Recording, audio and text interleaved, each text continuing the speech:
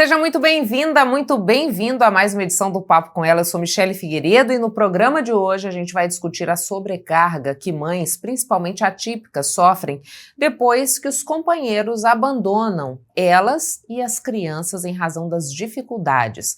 A gente também discute no programa de hoje a campanha Maio Laranja, que nasceu justamente para proteger crianças e adolescentes de abusos sexuais e também da exploração nesse sentido. Os dados são alarmantes. Só no ano passado foram mais de 50 mil vítimas aqui no Brasil.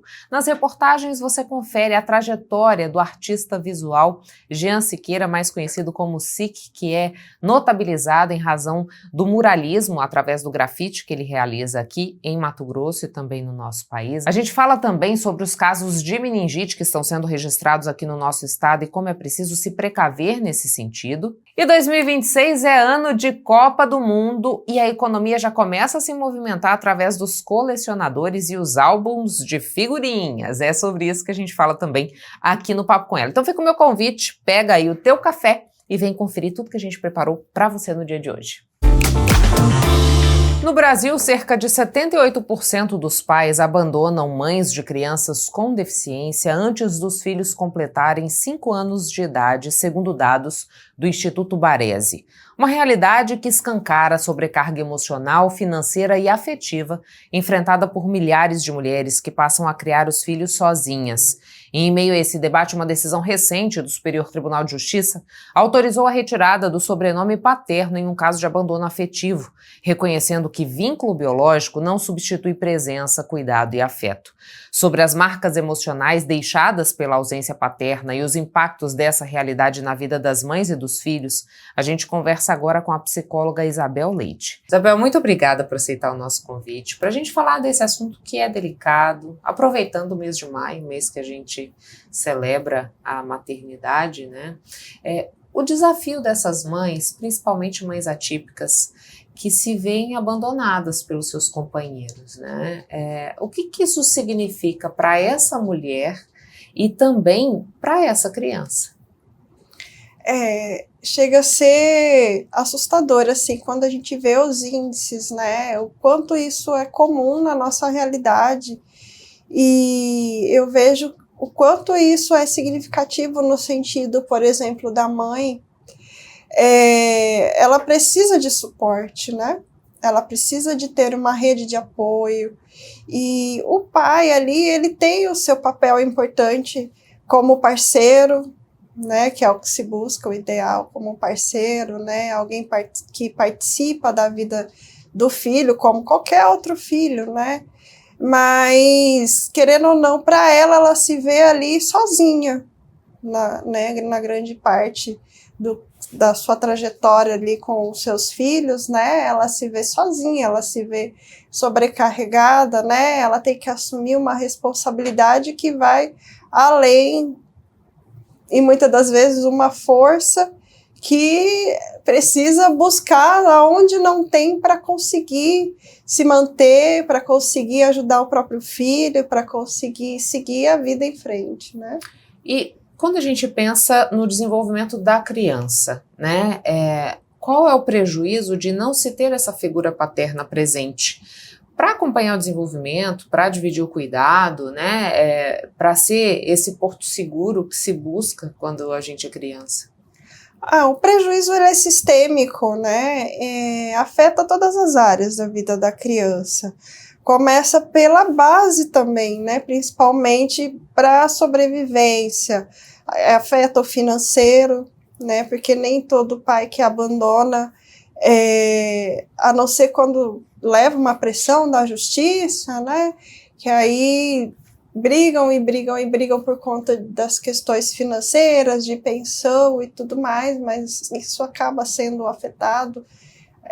Aí isso reverbera em toda a vida, né?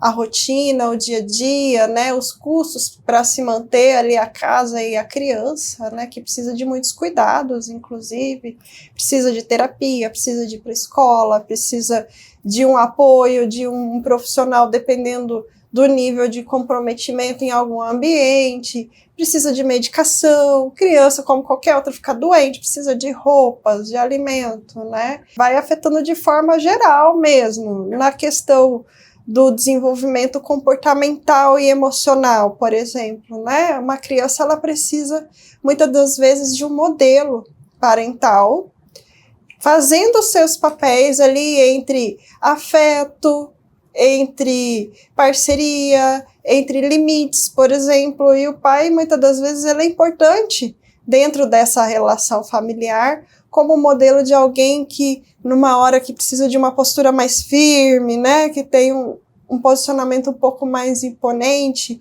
e muitas dessas crianças, às vezes, precisam muito do concreto para entender um não. E aí tudo isso vai afetando esse desenvolvimento na parte cognitiva, da aprendizagem, né? Como essa mãe está sobrecarregada, nem sempre ela consegue se organizar e ter tempo para ajudar a criança a fazer uma tarefa, para ajudar a criança a compreender, às vezes, uma atividade que veio da escola e na correria ali não consegue, e isso vai afetando o desenvolvimento da criança também. E eu não sou mãe atípica, né? Uhum. Mas sou mãe e sei o quanto a gente é exigida nesse processo de educar um filho. E muitas vezes isso causa uma estafa, isso pode trazer algum tipo de comprometimento da nossa saúde mental. Isso fica ainda mais evidente quando essa mãe é atípica e precisa lidar sozinha com todas essas questões. Os problemas de saúde mental, Isso. Você diz, tá? Com certeza. Começa, como a gente disse, pela sobrecarga de responsabilidades. Ela não se enxerga mais. Você sendo mãe, você, né, automaticamente, você tem essa tendência de se anular, vamos dizer assim, né? Naturalmente, porque o foco volta totalmente para o filho, né? E uma mãe atípica, isso dobra esse foco, essa atenção para uma criança que precisa de uma atenção, de uma supervisão maior ali no dia a dia, na rotina, de um cuidado, né, dentro ali das relações, dos contextos onde ele convive.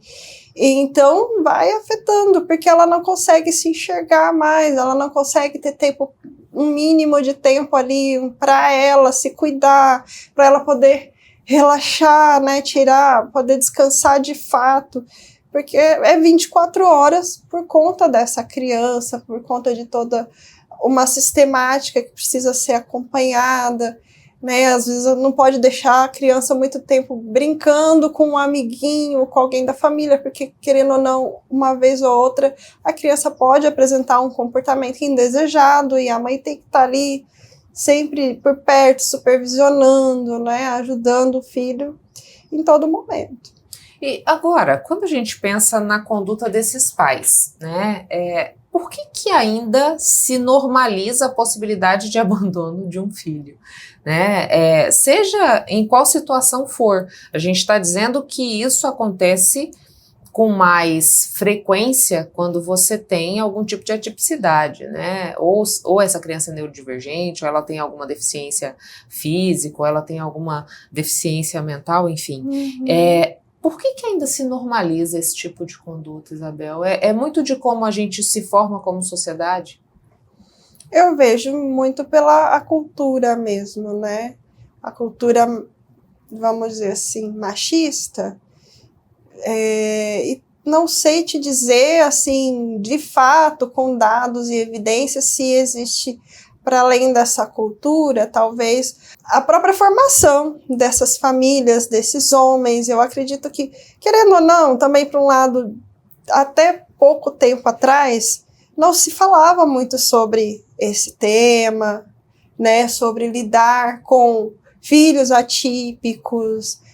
Qual que era a prática até pouco tempo atrás? Se eu tenho uma criança que é deficiente, que demanda de muito cuidado, normalmente esse cuidado ele era designado ou para um hospital psiquiátrico, né? Tinha uma terceirização. Ou para uma outra instituição pública, né, de acolhimento, onde muitas das vezes esses filhos, né, principalmente depois que vai chegando na vida adulta, eles são asilados, eram asilados praticamente, né, até pouco tempo atrás. Então, querendo ou não, talvez, eu acredito que isso também pode ter influenciado, e hoje essa política mudou totalmente, né, a responsabilidade tem que estar no seio familiar. E a mãe, querendo ou não, por seus instintos, por sua força, talvez, de ser mulher e tudo mais, né, aquela coisa materna e emocional que tem em relação ao filho, ela abraça de fato, na grande maioria. Agora, os pais, realmente, eu vejo pelo lado da cultura e pelo lado, querendo ou não, de como era direcionado esses casos, esses tratamentos, né? Existe uma falsa ideia de que o cuidado do filho é responsabilidade da mãe, ou maior parte de responsabilidade da mãe. Mas isso a gente vem trabalhando aos poucos para dizer assim, não, pai, você também precisa estar aqui, né? Exatamente. E talvez, acredito também, querendo ou não, o olhar da mãe enquanto mulher para o marido, ele é totalmente redirecionado, né? Ela muda o foco, não tem mais... E o homem, talvez, na sua intimidade ali, eu vejo muitas das vezes não consegue lidar com isso, ou não tem maturidade, não foi ensinado a entender esse momento, como qualquer mulher passa na maternidade, né? E não sabe lidar, a tendência deles é fugir mesmo, foge da situação como uma forma de escapar e de buscar um socorro de outra forma. Mas e como é que a gente supera isso, Isabel? Porque assim, essa, por exemplo, é uma conversa que precisa haver quando esse casal está se conhecendo, que tem essa propensão de formação de família, né? É preciso colocar mesmo no diálogo o que muda com a maternidade, caso essa maternidade seja atípica, o que vai ser preciso daqueles dois no processo? Precisa. Eu acho que precisa começar desde cedo, na verdade, né? Trabalhar o conceito de família, né? Qualquer pessoa, qualquer ser humano, sendo homem ou sendo mulher, quando a gente pensa nos nossos objetivos de vida, né? Vamos dizer assim, final da adolescência, quando a gente vai começar a vida adulta, que a família começa a direcionar para fazer uma faculdade, né? Querendo ou não, nos últimos tempos, as famílias focou muito em direcionar os filhos para que façam a faculdade, para que sejam independentes, para que tenham a sua profissão. E quando se trata da direção de formar uma família, um casal, né? Eu vejo que isso ficou um pouco mais stand-by, esse tipo de direção, né? Querendo ou não. Então, eu acho que tem que começar desde lá, desde cedo mesmo, né? E quando chegar para iniciar uma relação, ou a ideia de ter um filho com alguém, né? Fica mais fácil essa conversa, né? E independente de você querer ter filho ou não, né? Como todos têm esse direito, quando você se relaciona com alguém, precisa ser uma conversa aberta, né? Você falava pra gente sobre toda a sobrecarga que essa mulher precisa manejar a partir do momento que ela está nesse contexto de maternidade e que, adicionalmente, ela se vê abandonada dentro da relação para que ela dê conta de tudo sozinha. Como quem está perto pode auxiliar nesse processo, Isabel? Porque, assim, nós temos, muitas vezes, amigos, parentes. Se essa mulher está inserida no mercado de trabalho, né, como é que ela deve ser olhada por essa empresa também, né? É preciso que a gente também tenha uma mudança de cultura no ambiente de trabalho para que essa mulher consiga conciliar uma coisa e outra, se é que é possível? Sim, com certeza, né? Começando de casa, por exemplo, se você tem uma rede de apoio de familiares que como podem ajudar? Um dia buscando na escola, né? Um dia saindo para almoçar junto com a criança para que ela possa ter um momento de almoço mais tranquilo, né? Um final de semana, passar um dia com a criança para que ela possa tirar um tempo e ir no salão, fazer uma unha, né? Bater um papo no café com uma amiga. Tudo são detalhes às vezes que é pequeno, né? Mas são tempos assim preciosos tanto para a criança, para ela mudar um pouco o foco dali do dia a dia, e para a mãe principalmente. É lógico que dependendo do nível de dificuldade da criança, essa rede de possibilidades diminui quando uma criança tem um prejuízo maior, né? E as mães com certeza ficam muito mais inseguras. Mas se eu deixar e chegar lá, eu sei como é meu filho, ele é difícil.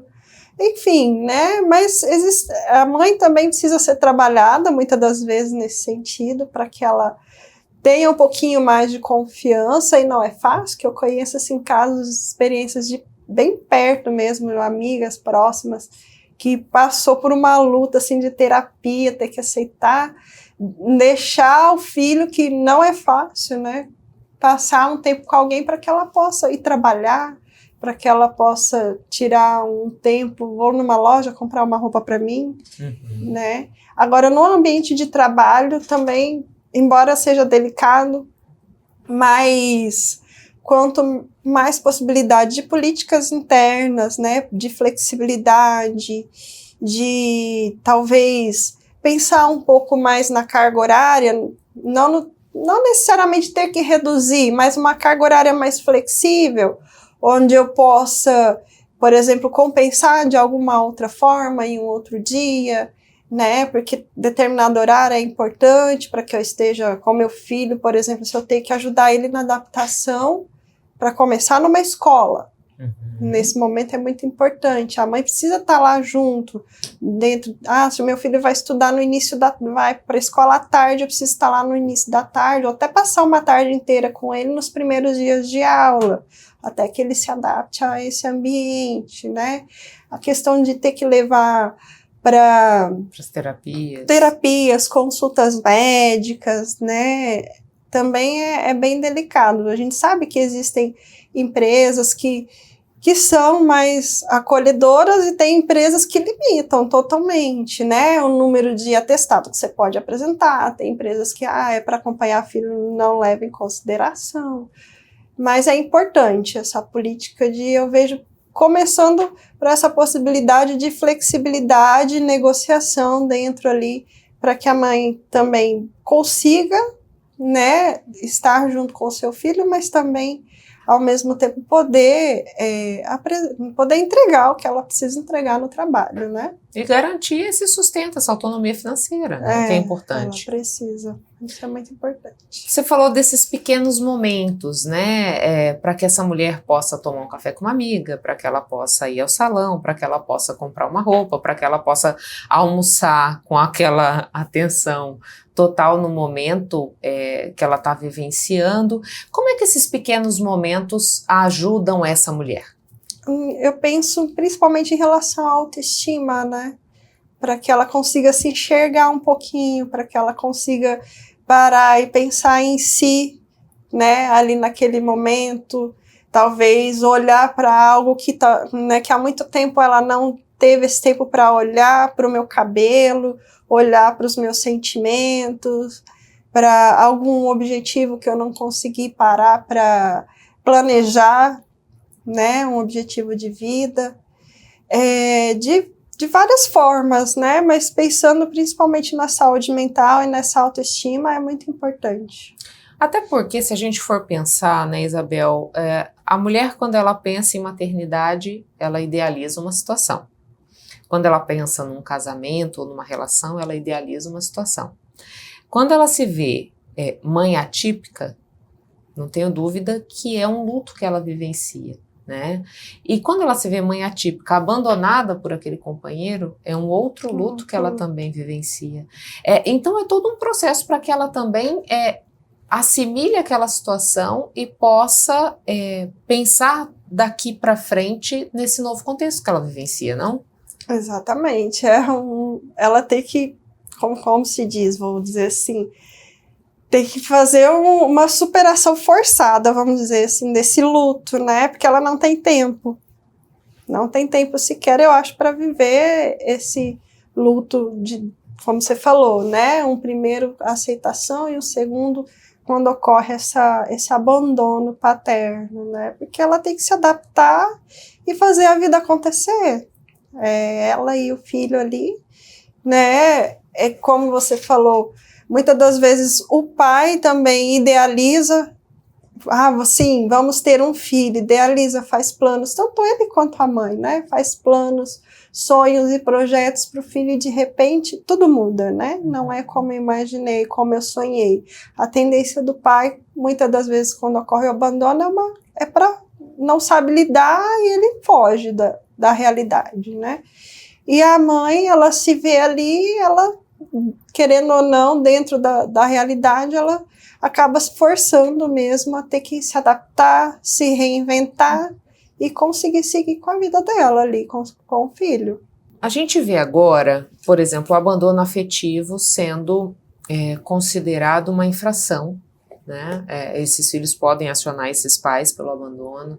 A gente viu o STJ determinando a retirada do sobrenome paterno de um registro de uma criança em razão do abandono afetivo. Você acredita que medidas como essas podem fazer com que a conduta desses pais se modifique, né? Para além daquele processo que você falou para a gente, olha, a gente precisa discutir isso desde cedo com as crianças para que elas entendam o que é a formação de uma família, o que é a paternidade, mas pensando para o público adulto, né? Isso pode ser uma ferramenta de mudança de comportamento? Pode, não pode, né? Não tem como eu generalizar, dar uma resposta assim generalizada. Pode ser sim que junto ali com aquele impulso que o juiz dá, né?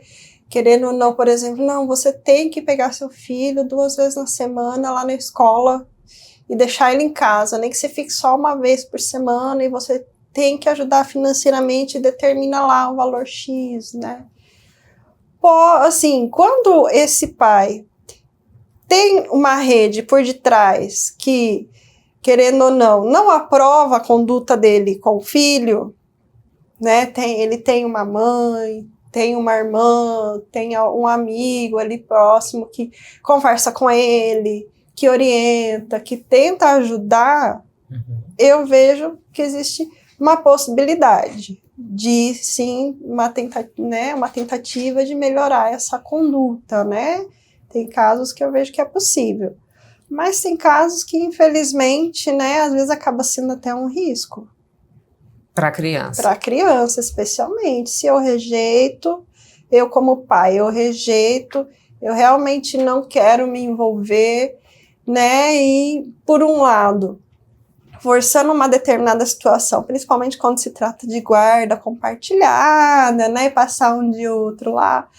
E esse pai não tem ali, sequer por detrás dele, uma avó para ajudar a acolher essa criança lá dentro da casa dele, né? E ele ter que dar, querendo ou não, forçadamente ter que estar com esse filho, eu acho mais arriscado de todos os sentidos, a questão da integridade física, mental dessa criança. Mas aí a gente fica numa situação que é cômoda, né? Porque o homem pode fugir e não dá conta da responsabilidade. A mulher é forçada a fazer isso de alguma maneira. Aí como acontece, na maioria eles vão lá, pagam a pensão, né?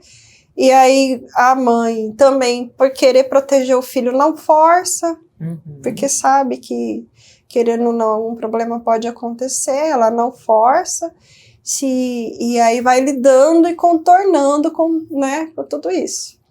Para a gente encerrar, Isabel, eu queria deixar o espaço aberto para você trazer mais alguma consideração ou deixar uma mensagem para quem está assistindo a gente. Eu acho que esse é um tema muito delicado e importante, que precisa ser bastante discutido e trazido muito à tona, né, na nossa sociedade, no nosso dia a dia. Principalmente a gente vê altos índices entre 70% e 80% quando se trata de abandono paterno, de crianças especialmente atípicas, né, com algum problema ou deficiência. E, né, a gente sabe que na nossa cultura, de forma geral, já existe um índice alto. E olhando para esse público que precisa de tanto cuidado, de tanta atenção, né, eu vejo que é um tema que a gente precisa cuidar, e cuidar mesmo. E o quanto é importante, as pessoas não fazem ideia, o quanto é diferente e importante quando existe a presença do pai, que seja, né, dentro de casa ou ali auxiliando no seu dia a dia, junto na vida desse filho, dessa criança. Muito obrigada. Nada. Agora a conversa é com quem tem carro, placa final 890. Você está sabendo que maio é o mês de vencimento do seu IPVA? Fica ligado, hein? Você pode garantir desconto de até 5% ou, se quiser, parcelar em 8 vezes sem juros. E os seus pontos no Nota MT também podem virar descontos. Para emitir sua guia é fácil demais. Acesse cefaz.mt.gov.br ou pelo WhatsApp da Cefaz 65 40 42 9298. E fique sempre alerta para não cair nos golpes. Antes de pagar, valide seu boleto ou Pix no WhatsApp da Cefaz. Eu vou repetir: 65 40 42 9298. Então, se a sua placa tem final 890, emita sua guia do IPVA com desconto ainda esse mês. Governo de Mato Grosso. Não saia daí que o papo volta já já.